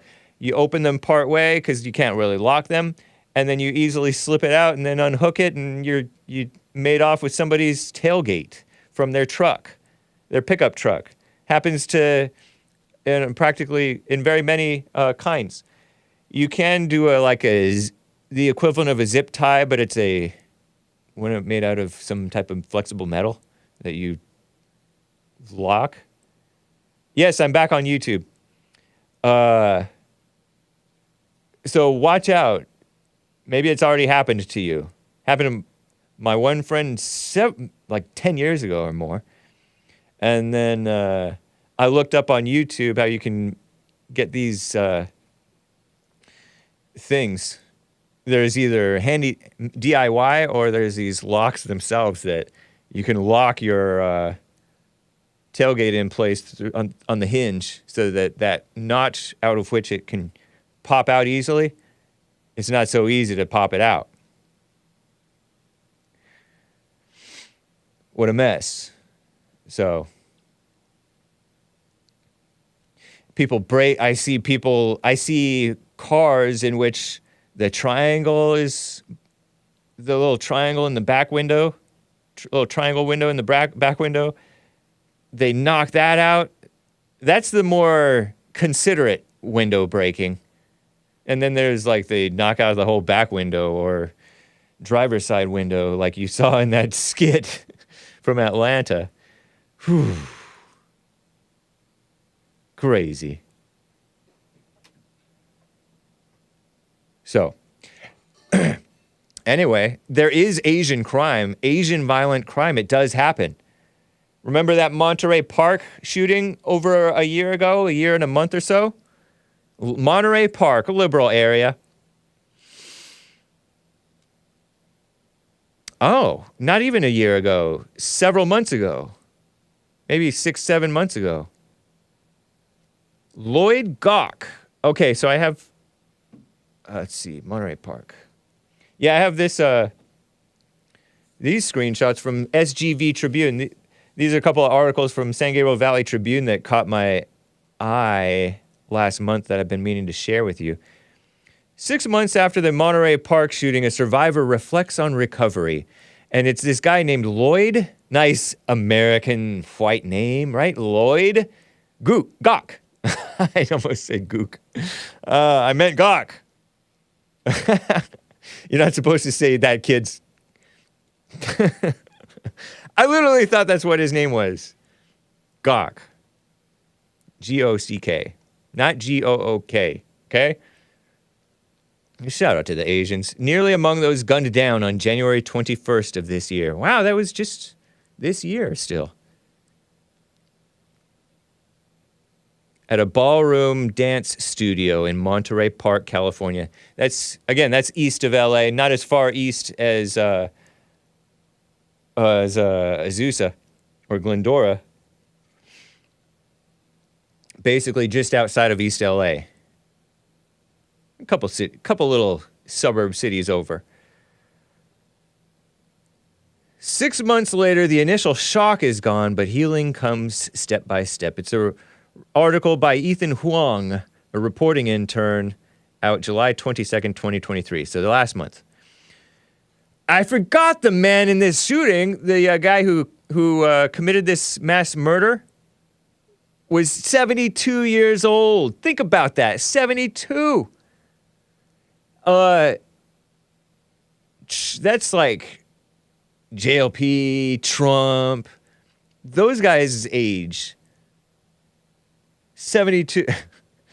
I could picture JLP saying, "Your mama." Yeah, that's like my parents' age or something. Somebody in their 70s. Normally, your criminal violence, you get it out of your system in your 20s, teens, maybe 30s, maybe even 40s, maybe 50s. Possibly 60s. How old was the guy who did the allegedly did the Las Vegas mass murder, 60-something. This guy's 72 years old. And he killed himself, by the way. Reportedly, offed himself. Whew. So this Lloyd Gok young man, 67-year-old young man of Alhambra, another Asian-dominated area, not far from Monterey Park, survived the mass murder at Star Ballroom Dance Studio in Monterey Park. Oh, he's dancing with some gal, 62-year-old lady. Oh, man, in your 60s, he looks, zoom in on that man's face. He has like a buzz cut on the side of his head and then like stylish hair on top. Interesting. Okay. So he's a dancer type of a guy. Dances with some gal from Pasadena. There's a man named Brandon Say who disarmed the same shooter in January inside of the family's dance studio on Saturday, May 20th, 2023. Huh? Okay, anyway, I don't follow that. Okay, so on the eve of Lunar New Year, Chinese New Year, remember this? January 21st, Lloyd Gok... Sorry, guys. Sorry, Asians, I don't mean it. I'm serious, I'm not trying to say... Don't say that, because that's supposedly a slur for Asian, okay? I learned that, actually, from Gran Torino. You know, with... who's that old guy who said... Clint Eastwood. He said, I would stack up gooks like you and then sleep like a baby. He said to some Asian guy, get off my lawn. And he threatens him with a rifle. I don't mean to be saying that. His name is Gok, but it's I see it and I think that word. But I don't mean it. 10 feet away as a gun male entered the Star Ballroom Dance studio in Monterey Park. 42 gunshots rang in his ears as he saw friends fall around him. Shooter, alleged mass murderer, gun male, wielded a modified semi-automatic weapon. Modified, huh? And the attack left 11 dead, 9 injured. So 42 rounds, 11 dead, 9 injured. 25%. A little bit more than, well, I don't know. Anyway, Gok works to help his community recover. About 50% hit rate, basically, almost. 25% kill rate. A little bit more. Not good. Evil, right? I don't want to say that. Gok works to help his community recover. Those memories are still fresh. He attributes his survival both to his dance partner, and an acquaintance visiting the studio the first time. When the shooting started happening, we were all stuck on the floor, and this guy next to me used a table next to him to break up the bullets. And of course, people in front of us got killed. Wow. I was in the middle, and on the other side, it's my dance partner, and she used a coat to put over my head, and she just kept saying, calm down, don't make any noise. She keeps saying, even today, she was my angel, and I really do think that. She calls herself his angel. One day later, police surrounded a white van in Torrance, down in Torrance. That's a ways down. That's over towards the beach. One of the beaches, right? Manhattan Beach or something. In Torrance, where they found the, maybe north of that, shooter identified as 72-year-old Hu Can Tran. Not to be confused with Can Tran, who was a guy I knew in high school. 72-year-old Hu, H-U-U, Can Tran, dead from a apparently self-inflicted gunshot wound. Harrowing incident left the entire community shaken. And these are Asians, right? And Asians disproportionately vote in their countries anyway, communism. At least the Chinese do. The harrowing incident, and the Vietnamese, left the entire community, or globo homo in the case of South Koreans, I guess. And Hong Kong. Local residents mourned in tragedy. Conversations on gun violence. Oh, no.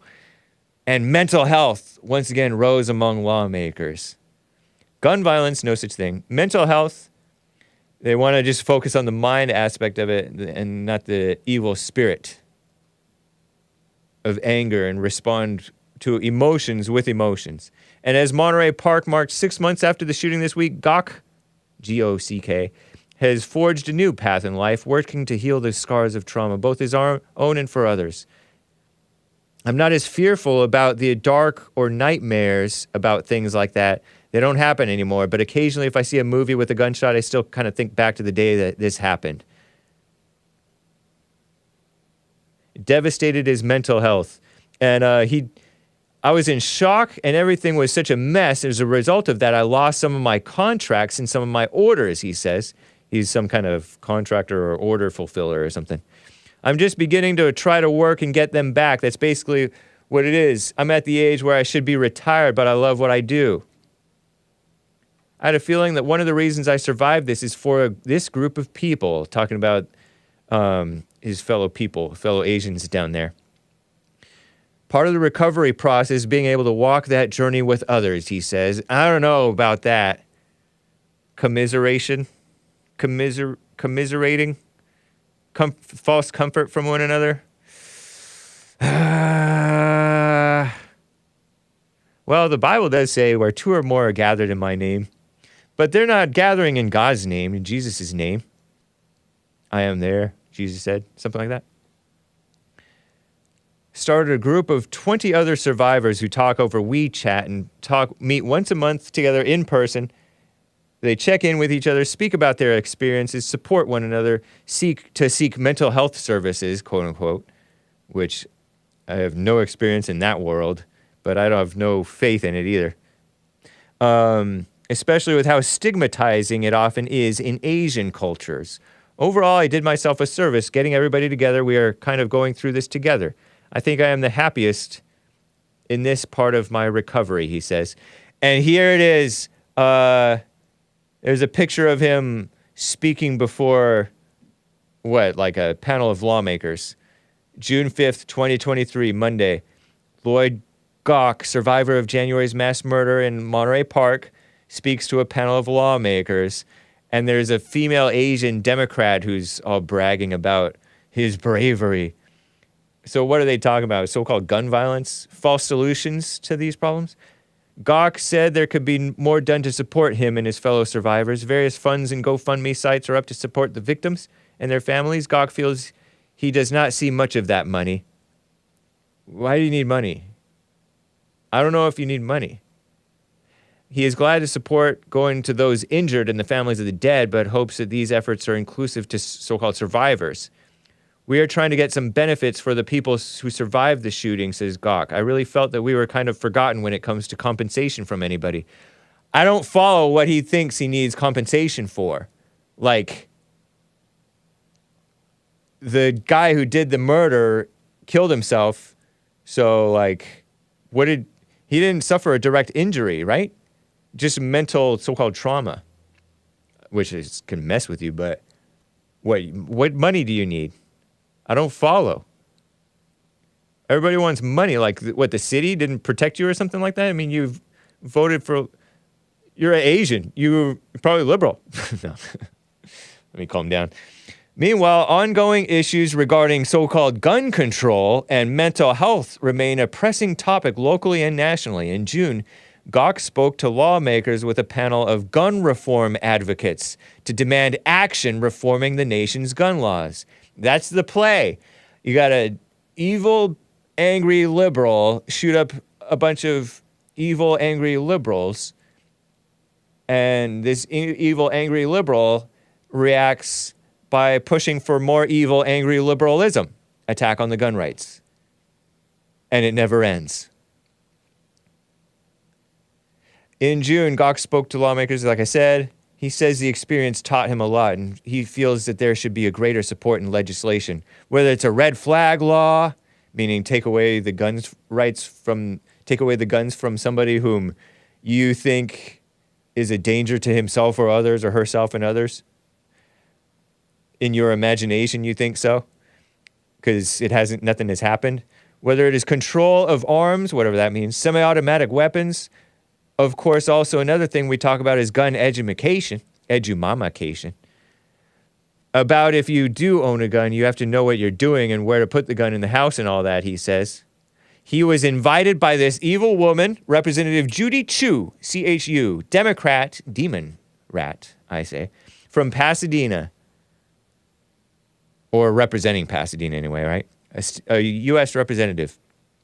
After she reached out to so-called victims and their families following the shooting so that they could give some sob story about this thing and then swoop in with their false solution to the symptom that they drummed up and created by messing up the families, pushing anger and emotions, and making people sitting ducks, making people scared of guns so that they don't carry, so they don't open carry or concealed carry and be able to protect themselves, making men not men.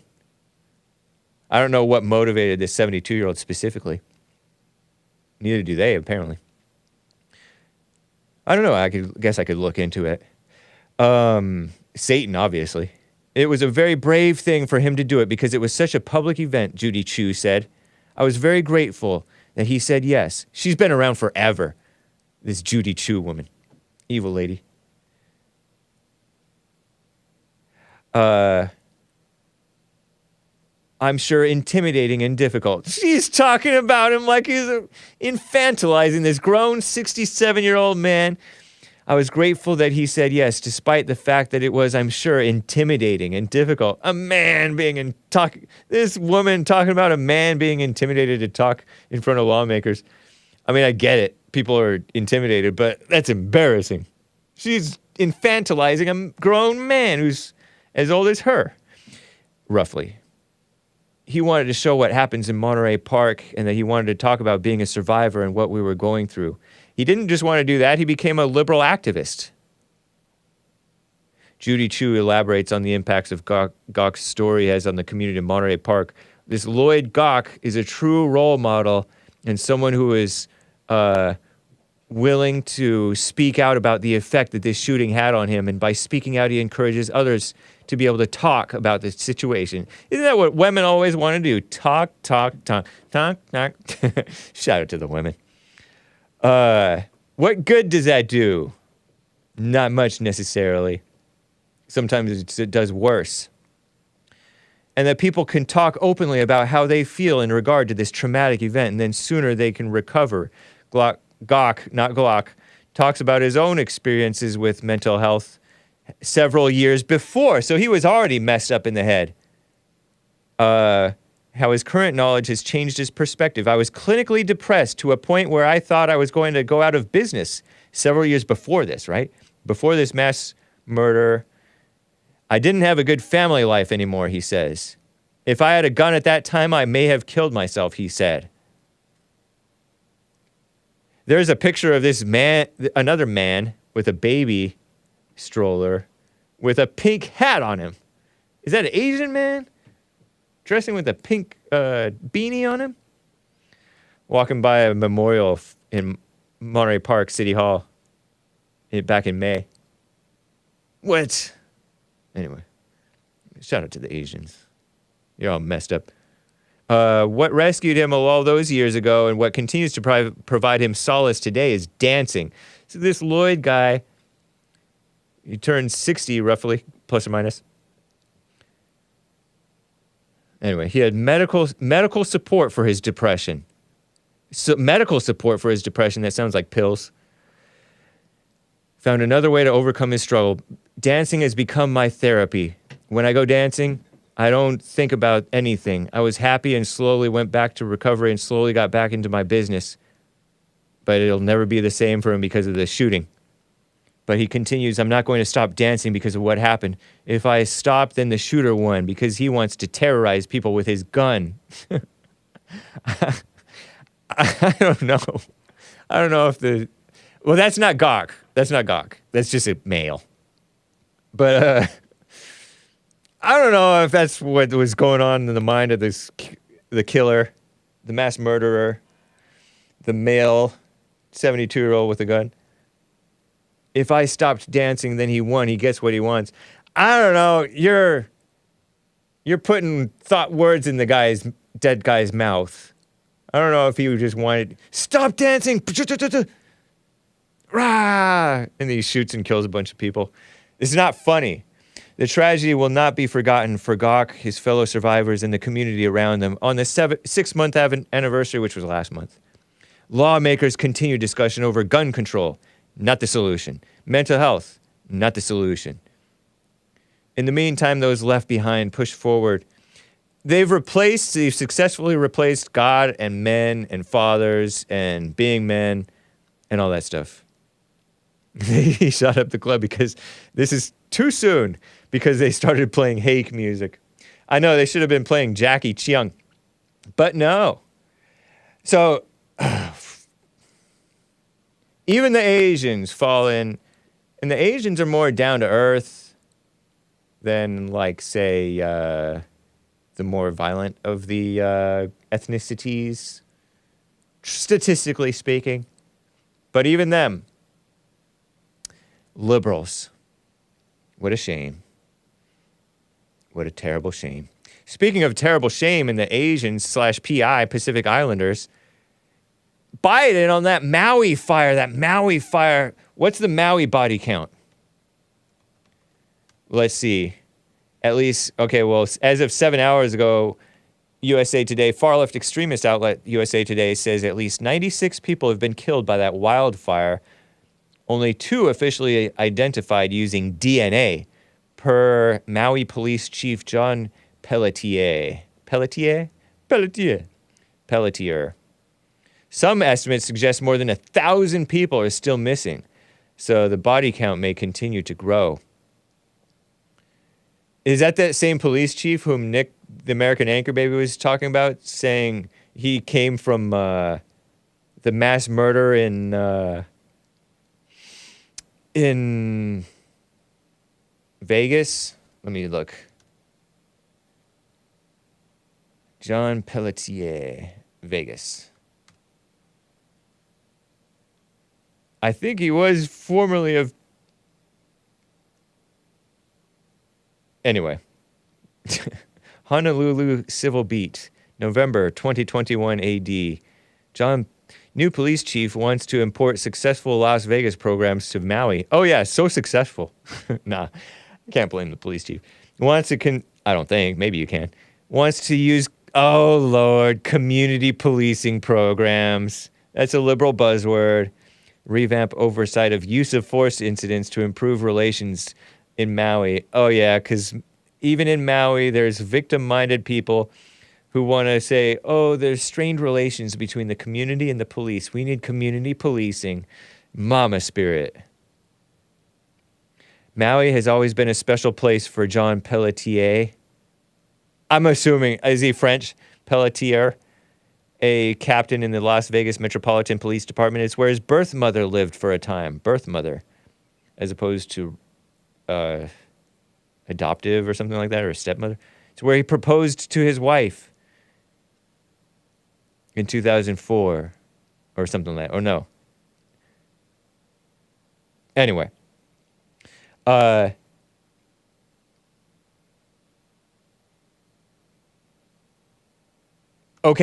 let me read this to you. This is from DC Drano, clip 12. And by the way, I heard that there was like this emergency response failure in this Maui, Hawaii wildfires, where the body count, the number dead, confirmed dead, has just continued to grow and grow and grow. Here, DC Drano, this is clip 12 that I'm about to play.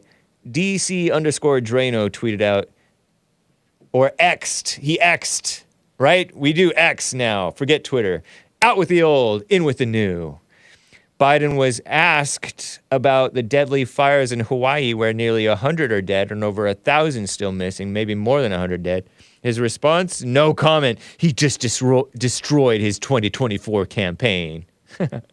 And he's sharing a video from Benny Johnson, based Benny Johnson of TPUSA, meme guy.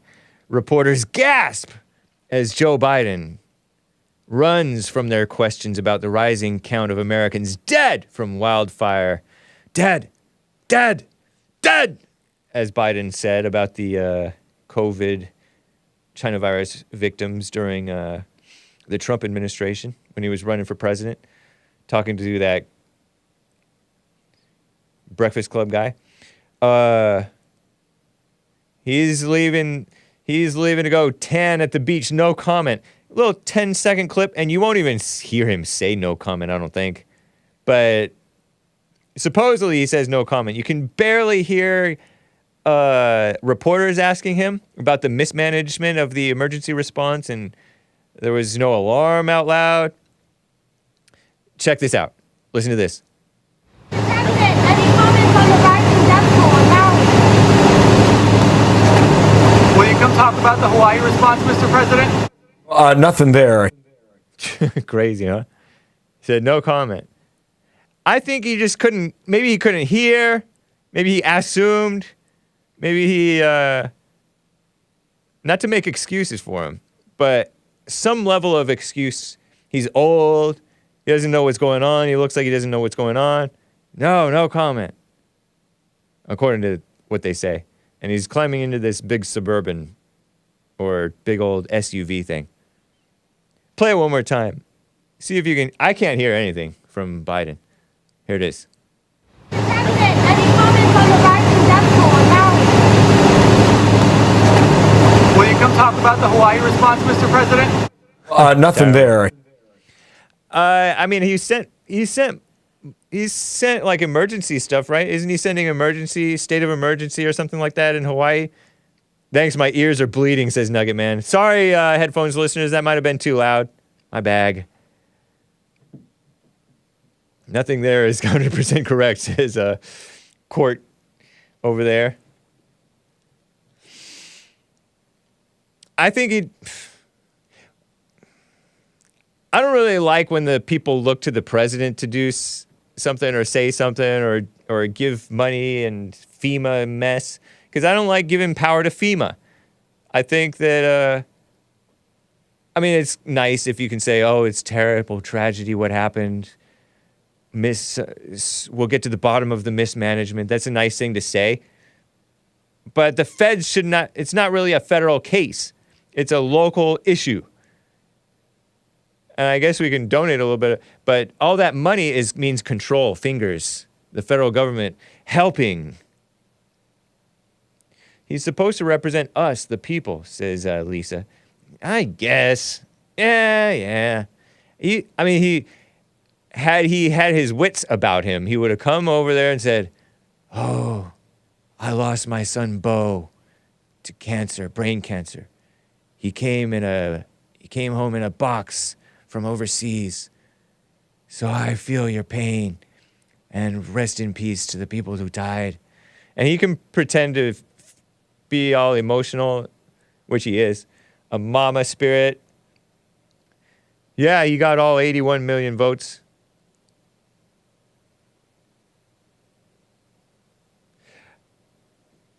Yeah, I mean, he could have said something nice. But I don't think he understood or knew or whatever. I don't think that's... He always brings it back to Bo. He can't let anyone else have their moment. Selfish attitude, says Lisa, our resident health expert. Yeah, he just tries to be emotional and connect with the women and the female-minded males who are so emotional. Oh, I wish that I could take Trump back if we were in high school, out back behind the gym and beat him up. He's such a bully. Terrible. No comment. I don't think it's that big of a deal. I think he just, you chalk it up to him being a little bit out of it. He's older, probably a little bit hard of hearing, and there was loud noises, and maybe, you know how sometimes you wave somebody off or say yeah and you don't really know what the person said? Well, I'm saying you. Maybe you don't do that. I feel like I've done that because I have. Speaking of feelings, right? When I say I feel like I have, I remember doing that. Maybe to this day, people will say something, I'll be like, yeah. Or I'll laugh, don't know what they said. Just sounded like I was something I'm supposed to laugh about. No comment. I wonder if he even knew what what the lady asked him. Do you want to comment on some lady yapping? No comment. You want to comment on the nearly 100 dead from Maui? You want to comment on the... Can you come talk to us about the Maui response? No comment. Bye. And he was going in, and he stepped back out. He does that. Sleepy Joe. He's like, I'm going in here. Let me turn back around and address the people. No comment. I heard that he owned that one guy from Fox News, Faux News. Who's that guy who got fatter? He's the son of the guy from the morning show. He's the White House press secretary for Fox News. You always ask stupid questions. Biden said something to that effect to him. So rude, huh? So rude to the reporter, and all the liberals are all excited that he said that. Ridiculous. Okay. Let me play clip 31.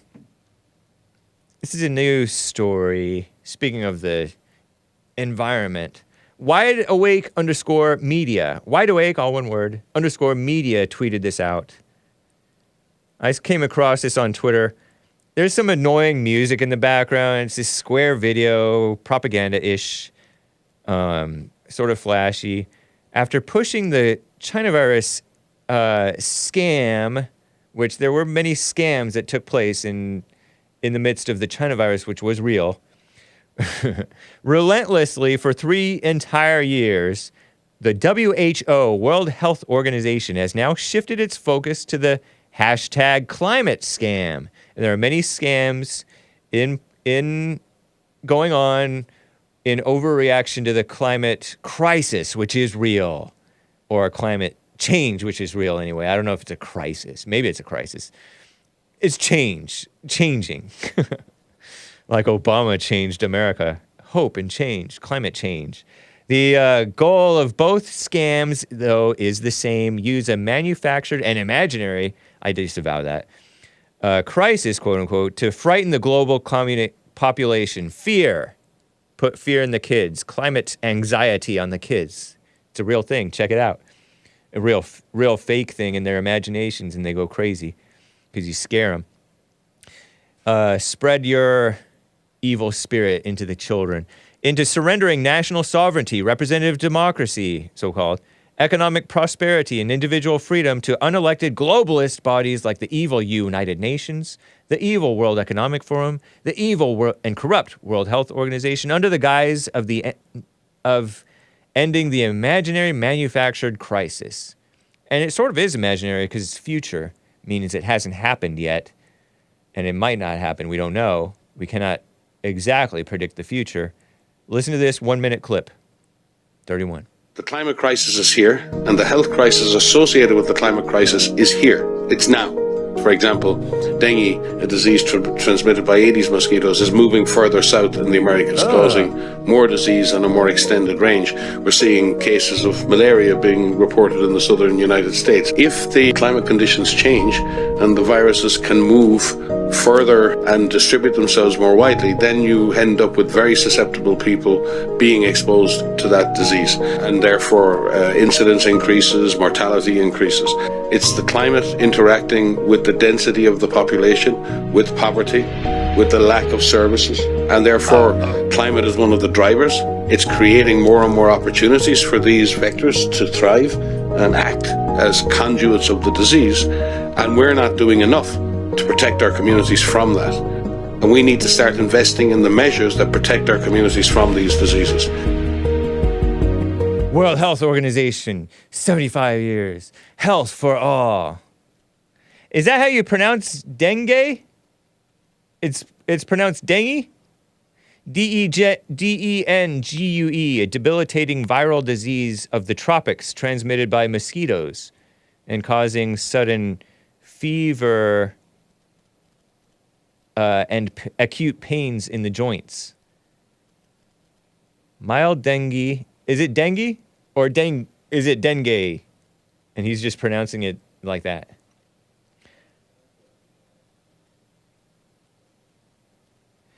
Hemorrhagic fever. You can have hemorrhages, serious bleeding, sudden drop in blood pressure, shock, and death in the case of severe. Mild high fever and flu-like symptoms. Mild dengue. I heard him mention poverty. At least it was a man talking. I'll take my propaganda if it's from a man. Or a mildly attractive gal. A black. Whoever. Oh, man. So that's the, climate COVID control freaks. It reminds me of some great Kofis and coffees from Base America First that I've read over the recent days and weeks. But about, it's the dishonesty and who could have predicted that type of mess. These people make one change, and there are other things that go on that are that you don't account for, Anyway, guys, this has been the Hake Report. Frederick in Los Angeles, California, wanted to ask a question. Why don't you do a story about cops' torture? Wow, they're torturing cops? Rick in Hampton, Virginia, wanted to talk about political leanings of Asians in America. You guys called in too late. I couldn't get to you, but thank you. I will get to you another day. Let me double check for any super chats that I may have missed. I shall keep on looking. Renacio, bought a coffee. Boo, spread all the booze to YouTube. But good that you're back. Thank you. Yes, I agree. Appreciate that. Guys, this has been the Hake Report. I hope you enjoyed it. I enjoyed it. Thanks for the calls. Thanks for bearing with me through the beautiful music. And speaking of that, it's Men's History Month.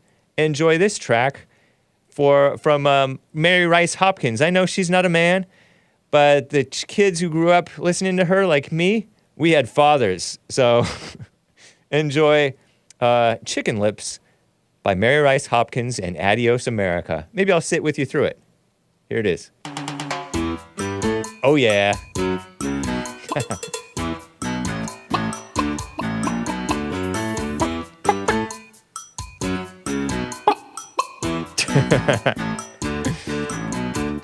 Chicken lips or elephant feet, gorilla arms or rabbit teeth.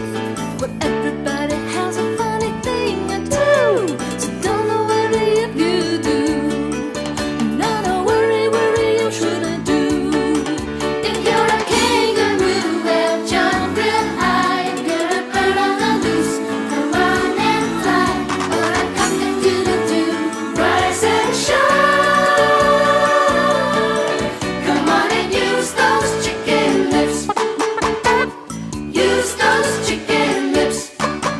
So good. Giraffe neck or pigeon toes, hippo ears and deer nose. Everybody has a funny thing or two, so don't worry if you I grew up with this song as a kid. No, worry, you shouldn't do. If you're a kangaroo, well, jump real high. If you're a bird on the loose, come on and fly. Or a cock-a-doodle-doo, rise and shine. I heard this on Sesame Street. Come on and use those chicken lips. Use those chicken lips. Children's music. I will participate if we get nap time. What's up, Ashley? It's the breakdown. It's Christian.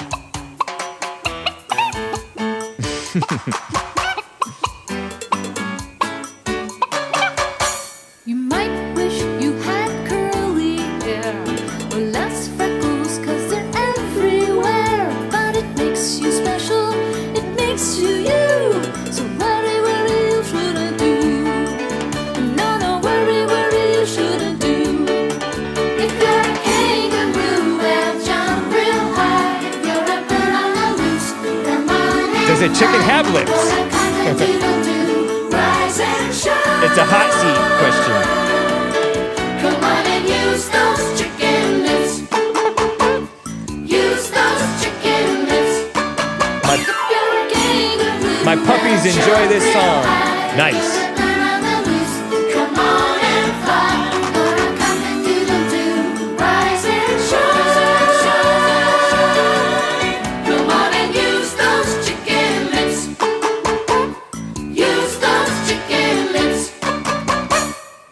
Bye, guys.